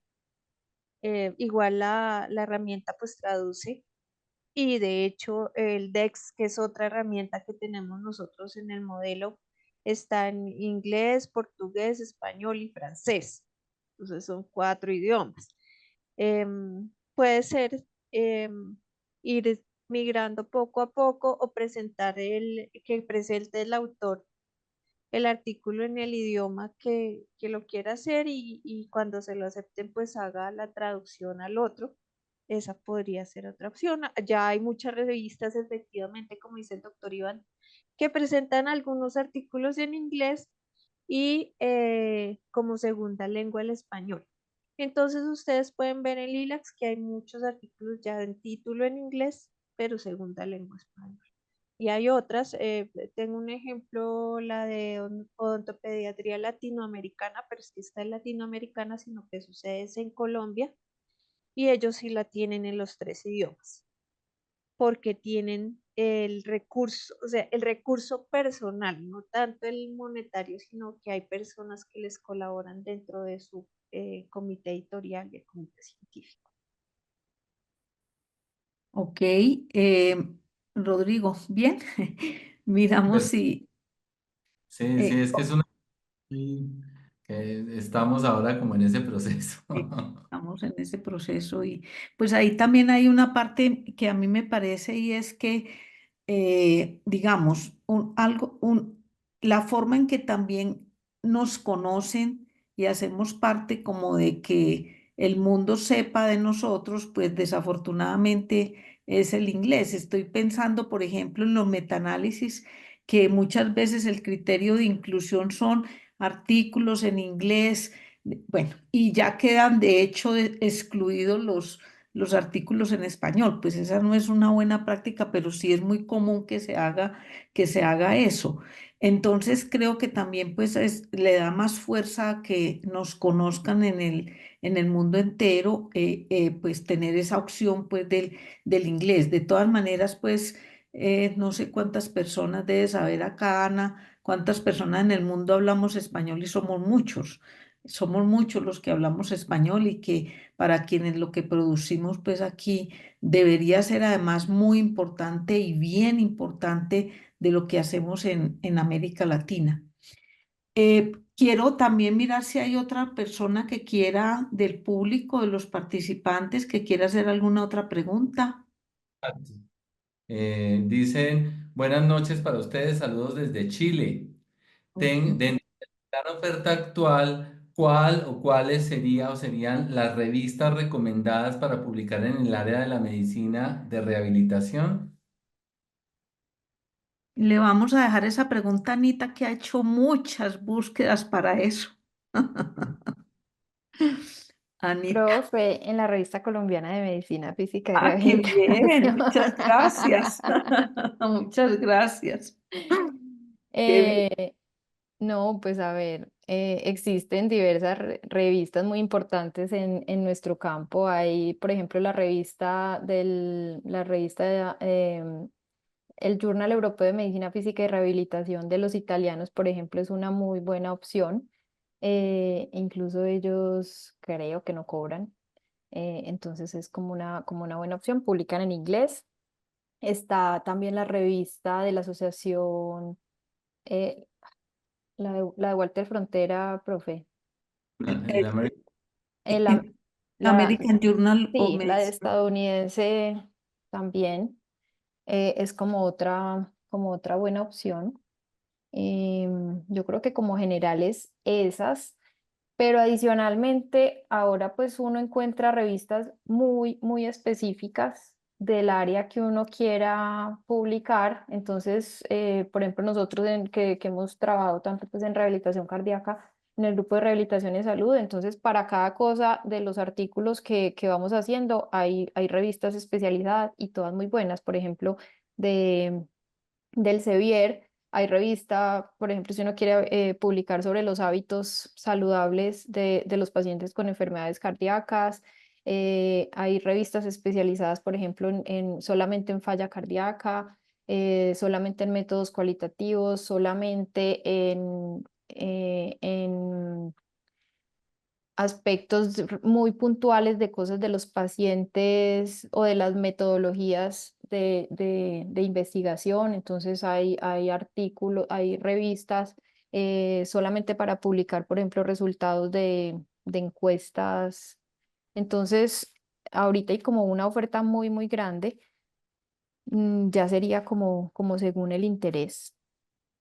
Yo quisiera ahí aumentar algo y es de una revista donde soy del comité editorial, que es la revista de rehabilitación de la Asociación Española de Medicina Física y Rehabilitación, que ha hecho un camino muy interesante. En este momento acaba de ser aceptada en Web of Science, está también en PubMed. En este momento publica mixto, artículos en inglés y artículos en español. Tiene un número, los números tradicionales pues, de la revista y también tiene números open access, o sea, también hay posibilidad de publicar sin costo en los números tradicionales o en el Open Access. Está también el Journal de Medicina de Rehabilitación del Reino Unido, que es una revista bien importante, pero tiene cobro.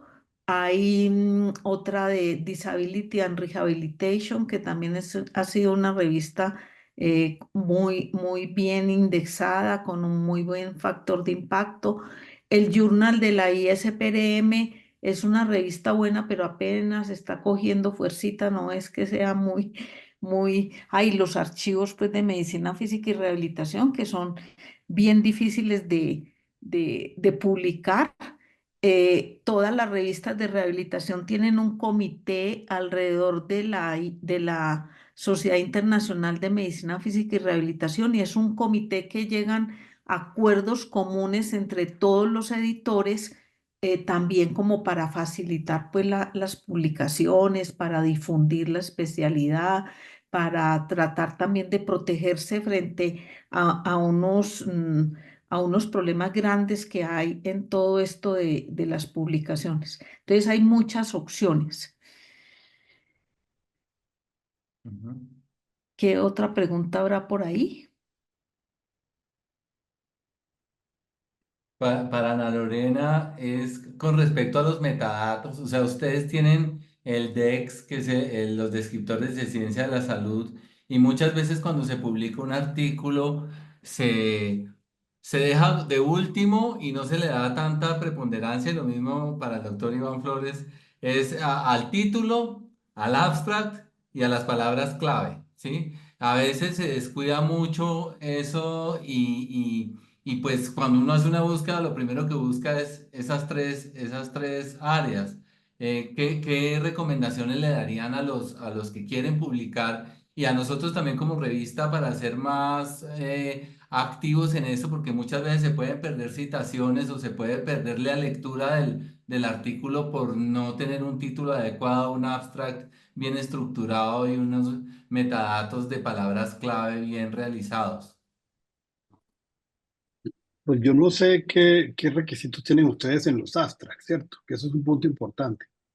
Entonces, por ejemplo, los artículos originales suelen tener una estructura habitual de introducción, métodos, resultados y discusión o conclusiones. Y los artículos que no son originales, pues puede ser más flexible el tema del abstract, por ejemplo, no estructurado. Por ejemplo, nosotros lo tenemos no estructurado para los que no son originales, donde se disminuye la longitud, pero pues se le pide, por supuesto, al autor que ponga los puntos más claves.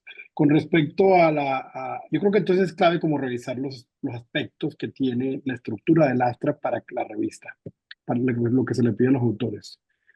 Segundo, el título es un tema muy interesante porque, por ejemplo, aquí en Colombia es muy común que nos gusten los títulos, yo no me incluyo allí, los títulos grandes que dicen de todo lo que se hizo en ese estudio.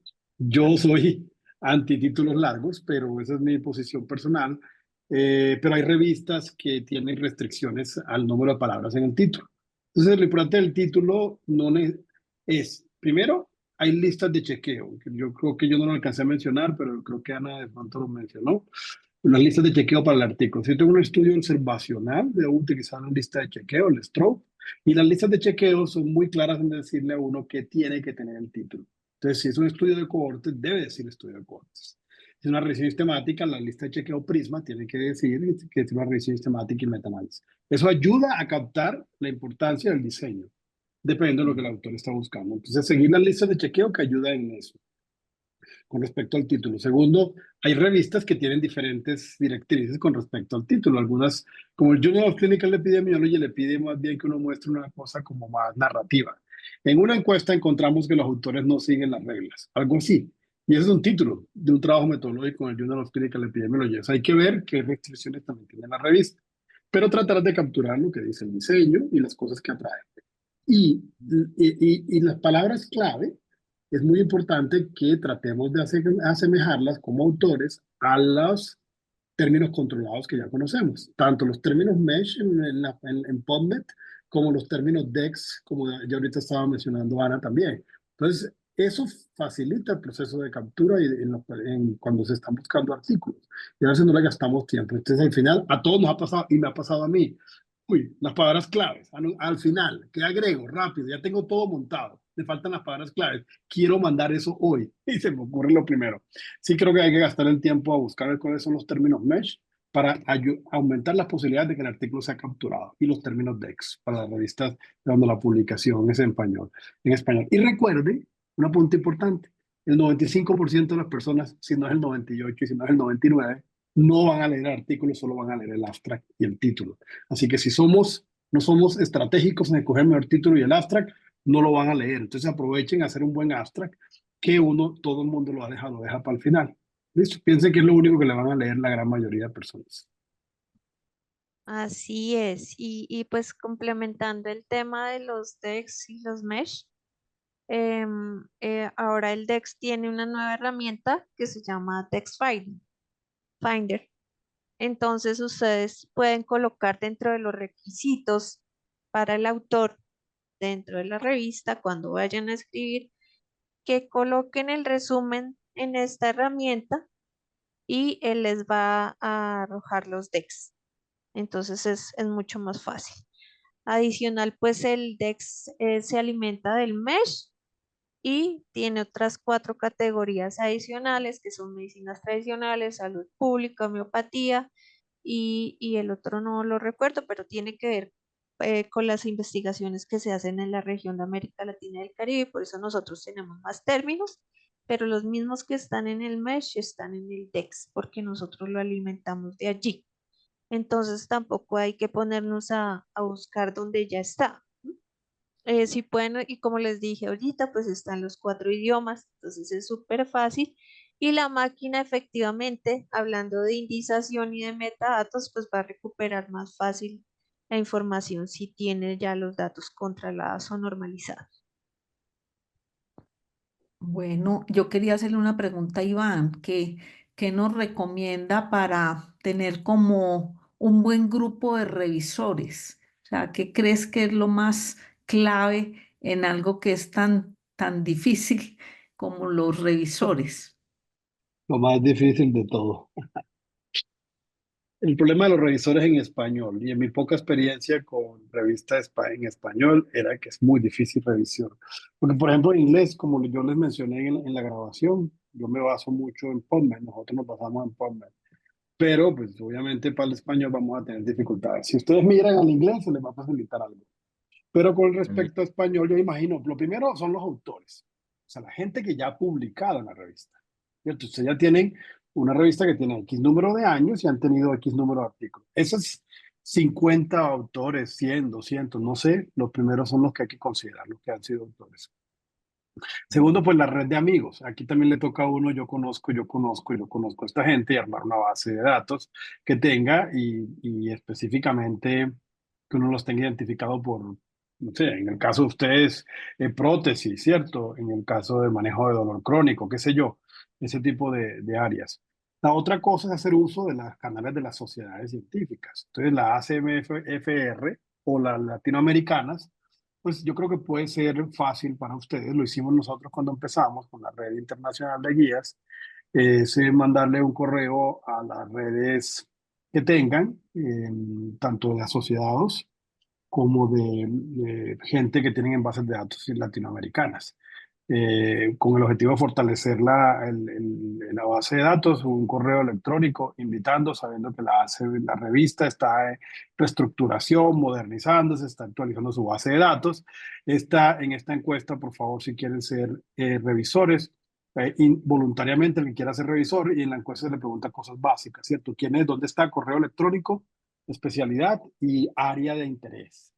Ahí les van a salir 10, 15, 20 personas, no sé, todo es ganancia. Probablemente capturan personas que no tenían antes. Eso es como un punto importante también para considerar. Y lo otro es tratar de hacer algún tipo es una cosa en la que nosotros también estamos trabajando se me fue la paloma, Reconocimiento. de reconocimiento. Y ese es el punto más complejo porque el proceso de revisión PAR es un proceso gratuito que uno hace por amor al arte, por amor a la ciencia. pero que algún reconocimiento puede servir. Por ejemplo, nosotros estamos trabajando en que algunas revistas lo tienen. Algunas revistas dan un certificado al final al autor, un PDF que tiene un certificado que dice agradecimiento por ser revisor par. Eso a algunas personas, a algunas les sirve para la hoja de vida y los motiva. Lo otro es al final del número de la revista del año, sacar un número que diga, esta es la lista de los evaluadores pares que nos ayudaron durante este año, y eso es un reconocimiento también. Y lo otro es hacer una especie de programas de mentoría, programas de apoyo y de entrenamiento a los jóvenes, es decir, a esos residentes de medicina física y rehabilitación del último año que les gusta la investigación, estudiantes de maestría trabajando en áreas de medicina física y rehabilitación, y hacer una especie de mentoría donde Ana María apoya al estudiante nuevo y ese estudiante se le tira el artículo, Ana María no tiene mucho tiempo, el estudiante hace el proceso más importante y luego lo discute de una manera más concisa con este mentor.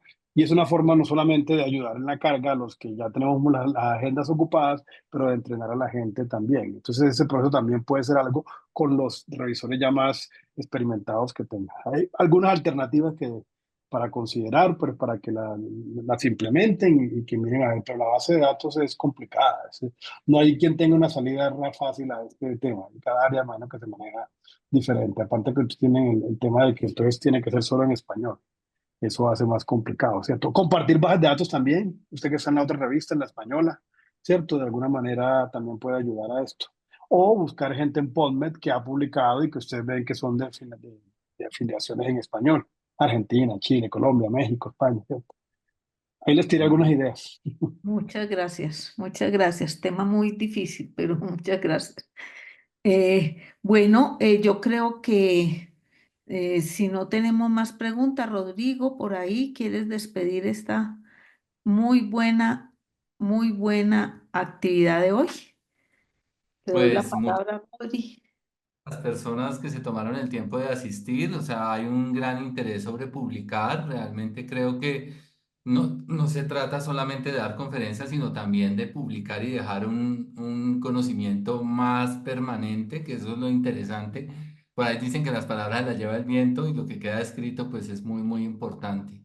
Le estamos apuntando a la calidad, le estamos apuntando a las indexaciones. Qué bueno que hayamos tenido hoy el apoyo de Lilacs, que gentilmente vienen y nos enseñan también y nos muestran la importancia de estar en Lilacs. Como revista nos sentimos muy orgullosos y para nosotros es un logro muy importante estar con ustedes. Realmente seguimos creciendo, seguimos trabajando. Una cosa que es importante, si alguno de ustedes publica, considere también citarnos. Es muy importante para nosotros las citaciones y es clave que nos citen. O sea, creemos que somos una revista que estamos dirigidos específicamente a un público latinoamericano con unas problemáticas propias, lo que dicen pensar global y actuar local. Y eso para nosotros es muy importante y ojalá nos citen cuando estén realizando alguno de sus trabajos. Es muy importante para nosotros porque eso garantiza que la revista vaya mejorando en su índice H y en otros índices que son muy importantes para poder seguir progresando. No más que agradecerle a los ponentes. Qué bueno, Iván, verlo ya en esta posición que está teniendo a nivel mundial. Me parece que es increíble. A Ana Lorena también y a Ana María, muchísimas gracias. Y como siempre, Luz Helena, que es nuestro motor. Luz Helena es una persona sin la cual la revista en este momento no estaría logrando todo lo que estamos avanzando y realmente pues creo que es un trabajo colectivo y vamos muy bien y pues nos proyectamos a largo plazo y eso es lo importante. No sé, Luz Helena, si quieres cerrar también y ya damos por terminada la sesión de hoy. No, pues ya no más que decir porque ya se ha dicho todo. Muy buena la asistencia, creo que habían personas pues de varios países, creo que muchas personas no pudieron entrar, qué pesar, pero bueno, Creo que fue una actividad supremamente buena, muy buena. Tenemos que seguir haciendo más porque yo creo, Iván, que también este tipo de actividades nos ayuda pues con los revisores, porque uno ya sabe que las personas que hoy asistieron aquí son personas que quieren publicar y que nos ayudan pues a revisar artículos. Bueno, para otra oportunidad, los invitamos de nuevo a que asistan a estas actividades que vamos a tratar de seguir haciendo por lo menos una semestral. Los invitamos a mandar artículos, a ayudarnos con los revisores, a publicar en nuestra revista. Están todos muy invitados pues a seguir, a continuar con este proceso que yo creo que cada día va mejor. Muchísimas gracias, pues, y a los invitados, pues, muy amables por estar acá, los tres.